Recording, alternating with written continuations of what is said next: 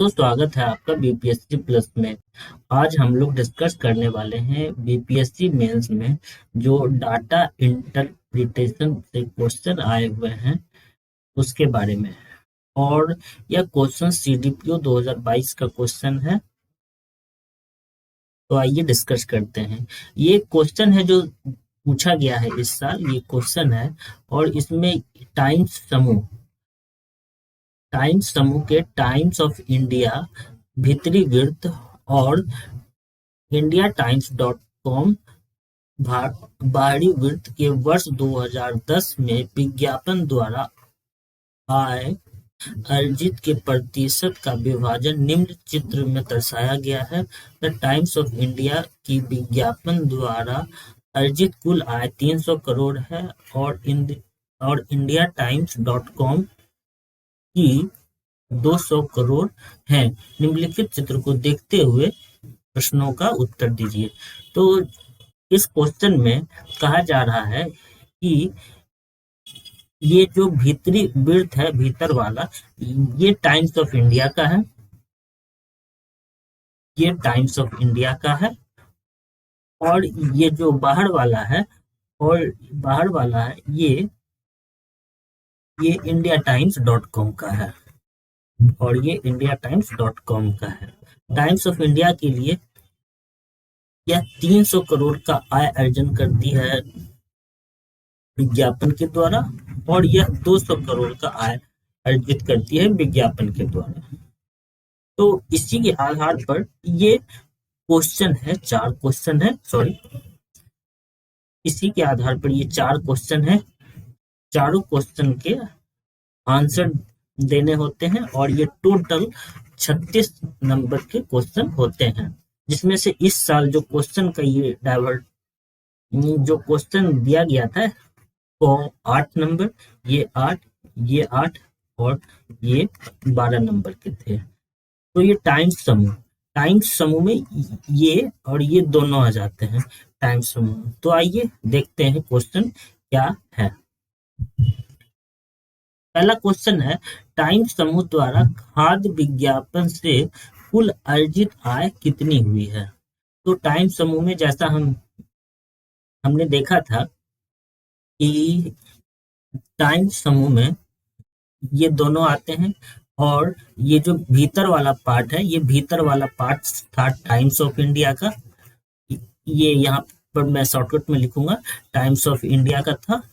और जो बाहर वाला पार्ट था वो था इंडिया टाइम्स डॉट कॉम का। तो अब आइए डिस्कस करते हैं एक एक कर करके। तो जैसा कि हम लोगों ने क्वेश्चन में देखा था कि इंडिया टाइम्स डॉट कॉम के लिए 200 करोड़ थे। तो 200 करोड़ का 10% खाद्य के विज्ञापन से आता है। सॉरी, ये थोड़ा सा मिस्टेक हो गया।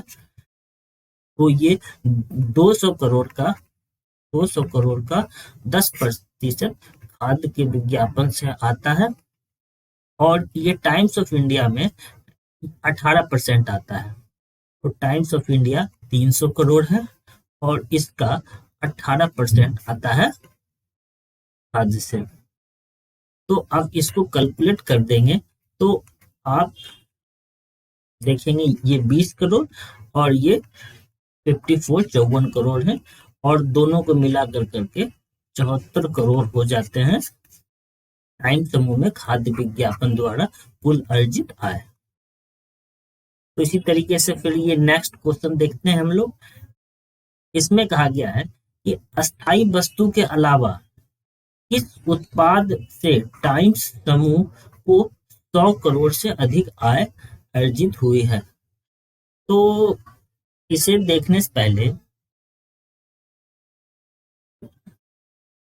अस्थाई समूह में 100 करोड़, अस्थाई समूह यहाँ है और एक यहाँ है। तो अस्थाई समूह तो नहीं देखना है क्योंकि तो खुद बोल रहा है कि अस्थाई समूह में 100 करोड़ से ज्यादा है। तो हम लोग जो बाकी का बचा हुआ है हम लोग उससे एक एक करके देख लेंगे, क्योंकि आपको एग्जामिनेशन हॉल में प्रत्येक को दिखाना होता है क्या कि प्रत्येक का आपका कितना कितना करोड़ आया हुआ है। तो वो उसी के आधार पर नंबर मिलता है, और वहां पर कोई शॉर्टकट नहीं चलता है, तो स्वाभाविक है कि एक एक करके ही देख लेने में फायदा है। तो चूंकि हम लोगों ने खाद्य में देख लिया था, खाद्य में देख लिया था पिछले वाले में, पिछले वाले में हम लोगों ने खाद्य में देख लिया था 74 करोड़, तो इसे करने की कोई आवश्यकता नहीं है। इसके बाद हम लोगों ने ये अन्य में देख लेंगे कितना है।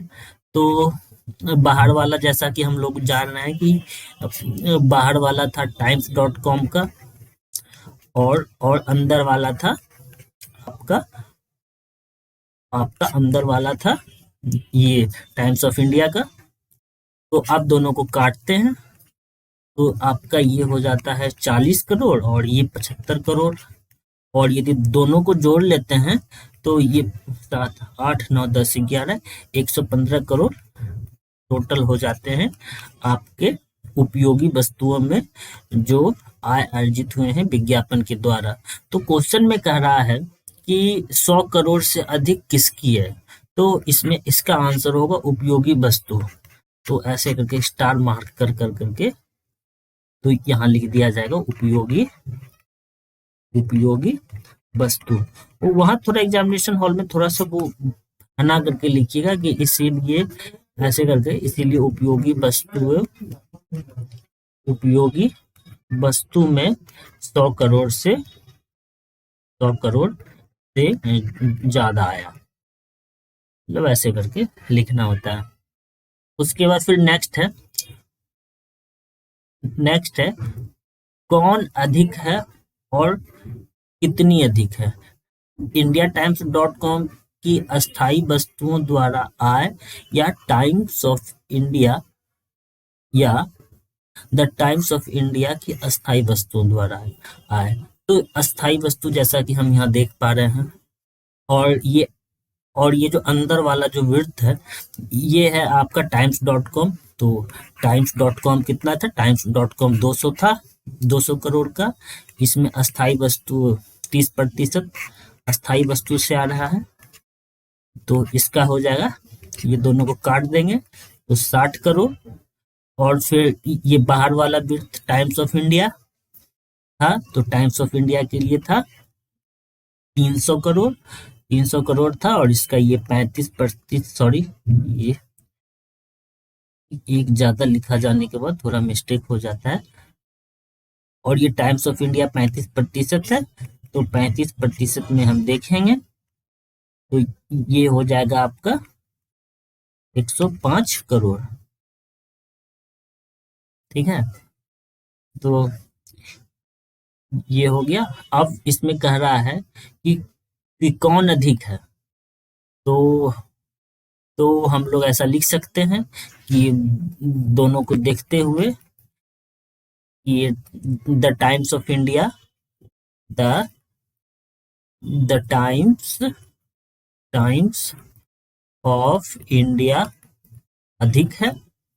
और कितना अधिक है, कितना अधिक निकालने के लिए दोनों को माइनस कर देंगे, 60 हो जाएगा तो दोनों माइनस हो जाएगा, तो ये हो जाएगा 6 4 10। और कितना अधिक है, तो कितना अधिक में हम लोग ये आपका 45 करोड़ अधिक है, 45 करोड़ अधिक है। और इसके आगे जो नेक्स्ट क्वेश्चन है, नेक्स्ट क्वेश्चन देखते हैं।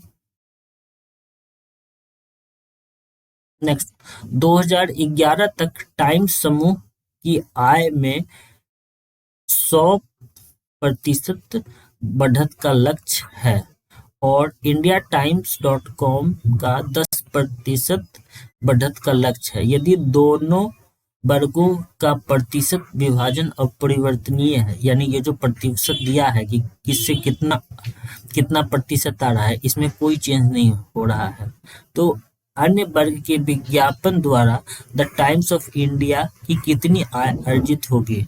तो कितनी आय अर्जित होगी इसको बताना है। तो फिर आइए इसमें देखते हैं 2011 तक टाइम्स समूह की आय 100% बढ़ जाएगी। तो टाइम समूह की आय कितनी है? तो टाइम समूह की आय जो है, टाइम समूह की आय, टाइम समूह की आय, टाइम समूह की आय कितना है? तो आपका द टाइम्स ऑफ इंडिया की आय है 300 करोड़, और इंडिया टाइम्स .com की आय है 200 करोड़। तो ये 500 करोड़ हो जाएंगे। तो ये 500 करोड़ हो जाएंगे। और इसमें बोल रहा है कि 100% की वृद्धि होती है। 100% की, ये तो पहले वाली आय है, और 500 का फिर 100% हो जाएगा। 100 तो ये कितना हो गया? तो ये हो गया 500 प्लस 500, टोटल 1000 हो गए।